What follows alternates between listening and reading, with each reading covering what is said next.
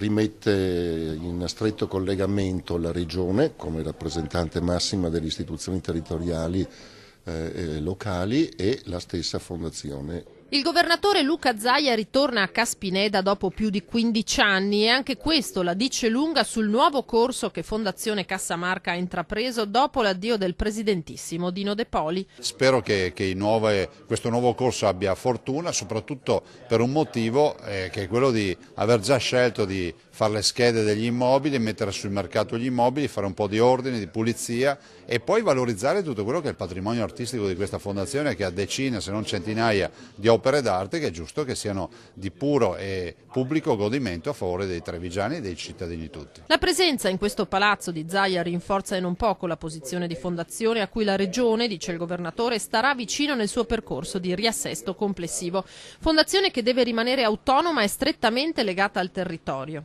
Sì, non è solo un fatto identitario, è un fatto anche storico. La fondazione di fatto nasce nel 1492, l'anno della scoperta dell'America, nasce col Monte di Pietà, che è una delle prime forme di volontariato, no? In pieno Rinascimento. E da lì si arriva ai giorni nostri con questa grande istituzione che è giusto che continui ad essere trevigiana dei trevigiani. Non sono qui per parlare del passato ma per guardare al futuro, continua Zaia, che fa però un passaggio su De Poli riconoscendogli pur nelle enormi diversità di vedute dei meriti. Non si può non riconoscere che Dino De Poli ha avuto l'intuizione di portare all'università piuttosto che recuperare il circuito teatrale trevigiano col teatro comunale, il teatro Eden, e dopo dall'altro non sto qui a fare l'elenco di tutte le altre cose sulle quali io non ho condiviso le azioni. Avere la Regione dalla propria parte non è poco in un momento così delicato di transizione, con un bilancio votato al ripianamento dei debiti e un patrimonio immobiliare da far fruttare il più possibile, con alcuni punti di contatto importanti. Il tema del teatro, del circuito teatrale, far entrare il teatro di tradizione nel teatro stabile del Veneto e quindi